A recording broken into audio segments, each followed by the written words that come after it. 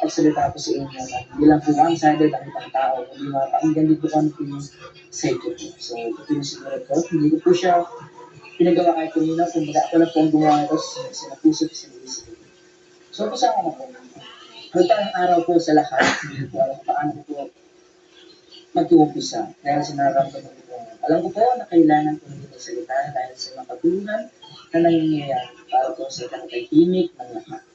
Una po, nagpapasalamat ako sa mga Lastas family na tuloy kong tahanan sa loob ng 5 taon. Sa inyo pong lahat, maraming salamat. Hindi ko na po kayo kahit isa-isahin, tapos puso po ako nagpapasalamat sa inyo.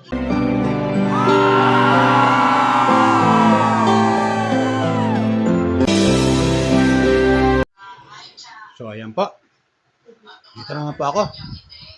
Welcome po sa aking YouTube channel, Randy Hill. Pag-subscribe, like, and share, comment dito sa aking video upload.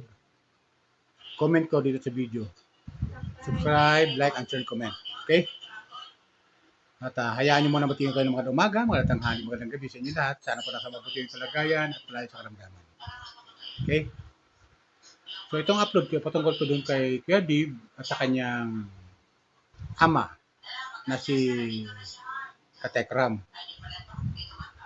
So kasi si Dave ay umalis sa kanina. Ang paalam ay pupunta sa nanay niya pero hindi na bumalik. Siyempre, nag-aalala yung ama. Maghahanap sa anak. At pinuntahan doon sa bahay ng nanay niya na biological mother na si Nanay Apple, ngunit wala roon si Dave. At may sumundong araw. So, nalungkot si Tate Tikram, kanyang ama, na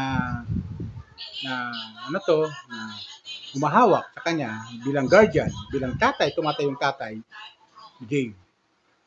Kawawa naman. Nag-alala siya, tinahanap nga. Kaso nga lang, hindi masabi ni Nanay Apple kung sino ang sumundo kay Dave. Siyempre, nag-alala yung ama.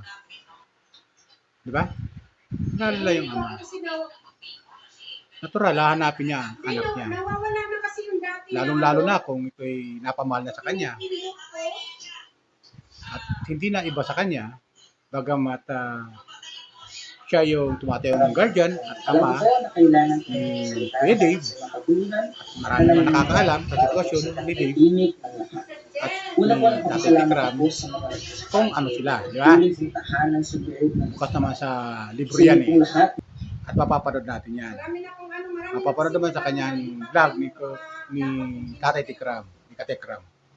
Kung saan niya kinuha si Dave. Diba? So, bukas sa libro yan. So, yun, bilang ama, nag-aalala sa kanyang anak. At pinuntangan doon sa tunay niyang nanay, so si Dave, ngunit hindi niya naabutan. At ito nga, panoorin natin yung paghahanap ni Tatay Tikram kay Dave at pinuntahan yung nanay. Ito, panoorin natin. Sabihin niyo sa akin, kasi gusto ko nga po siyang ayusin. Gusto niyo bang nasusunod yung pong bata sa anak? Yun po yung isipin niyo ngayon. Sino pong masusunod? Yung anak ko o kayo? Yung anak ko o kayo? Dito po tinuturo ko po ang kahalagahan ng yung kahalagahan ng respeto sa mga magulang. Hindi mo po biro, hindi mo yung mga aso. Kapakanan po ng anak mo yung nakasala na yun dito pagka hindi nyo sinabi yung mga tao na yung may uncle. Sa alam mo paano ko pinalaki yan.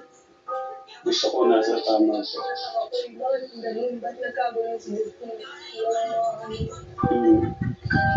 Alam niyo yung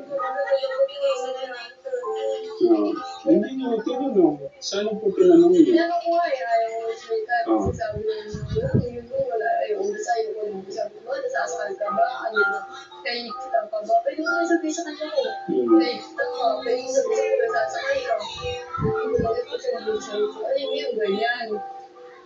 Pag-aano pa sabi. Pero kung mahal niyo yung anak niyo, sabihin niyo sa akin.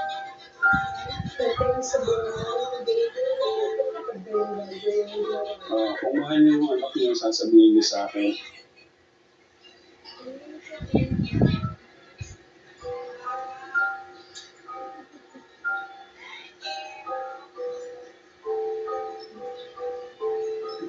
Very na sana sa Tsaka puso mo. Sino po sumundo sa kanya?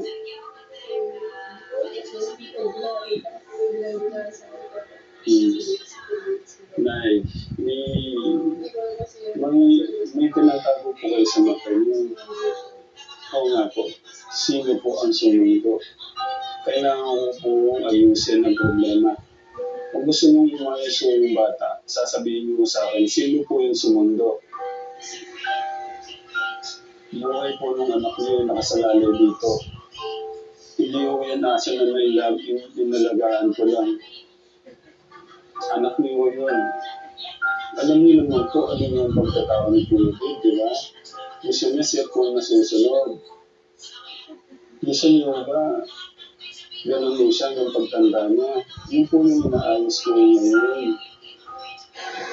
Then sabi naman sa akin, mas okay daw siya yun. Tinatanong ko siya ulit. Yung mga namin, okay daw siya yun. Mas okay daw siya yun. Saan po? Ang taan niya. Saan po yun? Kasi po, nagagawa po niya yung gusto niya. Kasi sabi ko sa kanya, Siya po ang nasusunod sa mga nakasama niya dati. Kaya nga po, mali po ako ng pinagkatiwalaan ng mga tao dati. Kaya po, iniwalay ko siya doon. Kung mahal niyo yung anak niya, sasabihin niyo sa akin.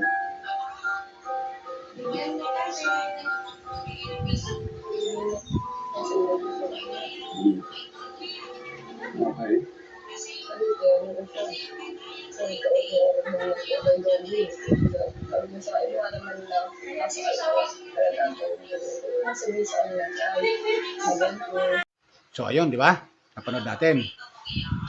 So, no, siyempre, nag-aalala yung ama at ito si Dave, hinahanap ni Tati Tikram.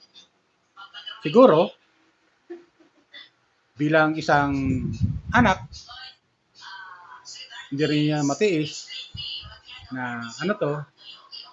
na hindi niya matiis na yung tatay-tatayan niya na si Tati Tikram ay talagang hindi mapakali. Dahil sobrang mahal talaga ng Tati Tikram ito si Dave. Totoo lang, marami ang sponsor na nagmamahal dito kay Dave. At maaaring mawala ito. Ito mga sponsor na to. Natural, bibitaw to. Kay Dave, pag nagkataon. So mawawala. Sayang. Sayang. Kaya ito si Dave, ewan ko ba, ano pumasok sa isipan niya at nagpasulsul kung may nagsulsul man. Nakinig doon sa ibang tao na ngayon lang yan nakasama. Samantala ito Tati Tikram, 5 years niya nang kasama. Di ba? Tapos naniniwala itong si Dave doon sa bagong humahawak sa kanya ngayon. Na ilang buwan pa lang. O ilang araw pa lang. Di ba? Ito ngayon yung sagot ni Dave ngayon. Doon sa pag-alis niya, ang dahilan ng pag-alis niya, doon kay tatay. Ano ba yan? Doon sa tatay niya na, tinuturo niyang tatay na, na nagmahal sa kanya ng 5 taon, na ngayon naghahanap sa kanya bilang ama sa kanyang anak. Ito, pakinggan natin yung sinasabi ni Dave. Doon naman, sa, sa, kaila Tati Tikram.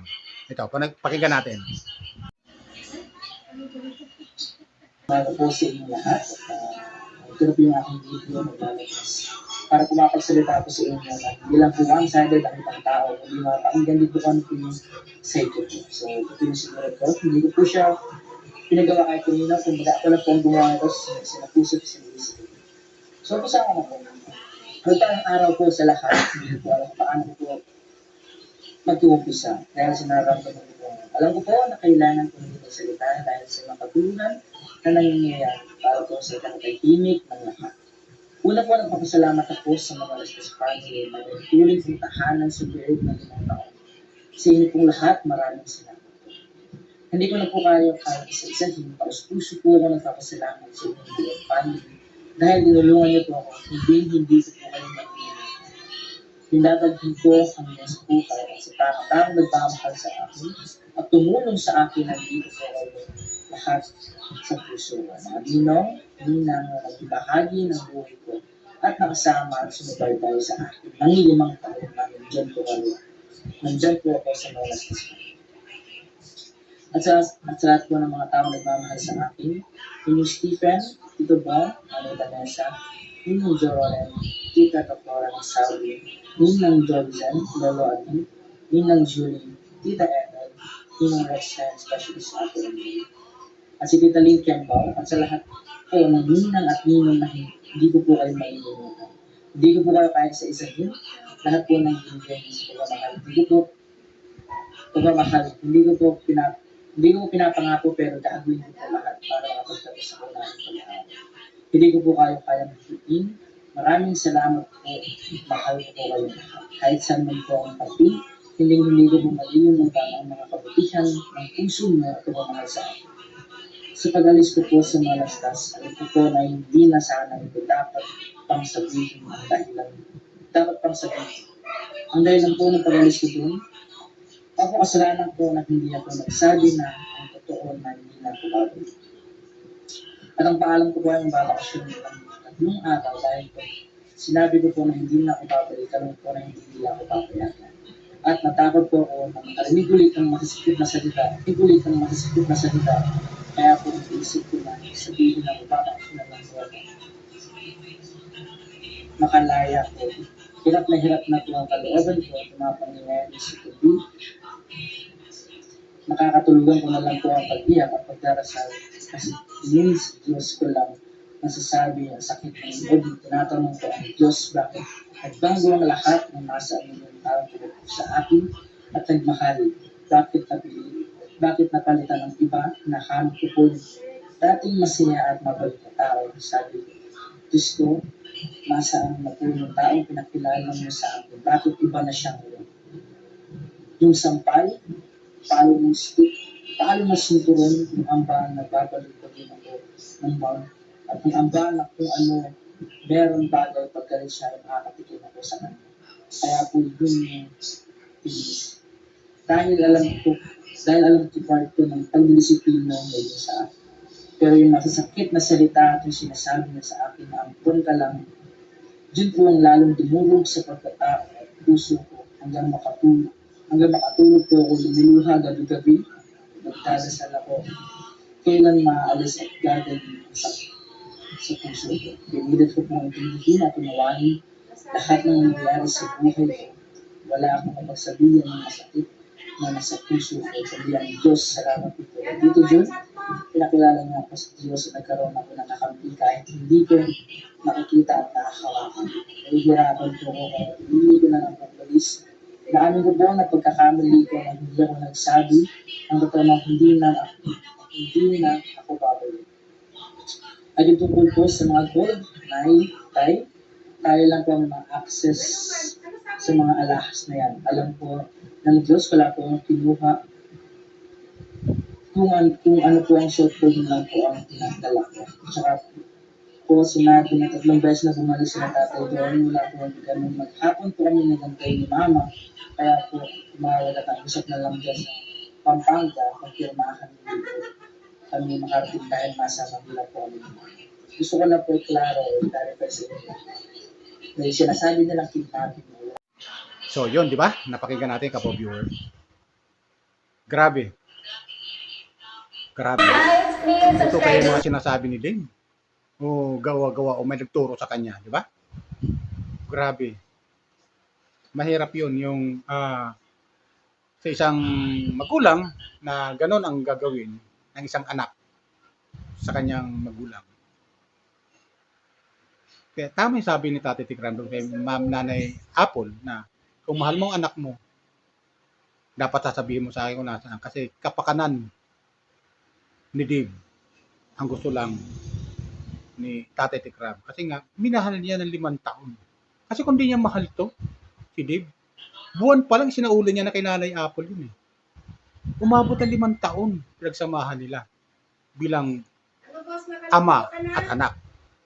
Di ba? Kasi tinuring ni Tate Tikram na anak to si Dave. Pambansang kuya nga eh. Pambansang kuya. 5 taon niya ang inalagaan to si Dave. So kung masakit kay Tate Tikram bilang ama ni Dave. Di ba? At nagsamahan sila eh bilang mag-ama eh. natural, nag-aalala yung tao.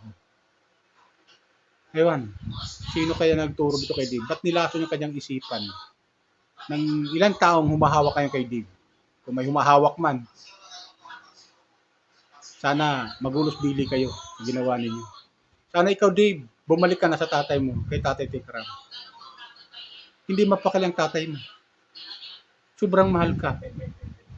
Doon sa live nga na yun, umiyak ang tatay mo. Grabe ang pagmamahal sa'yo. Ba't kaganyan ka na?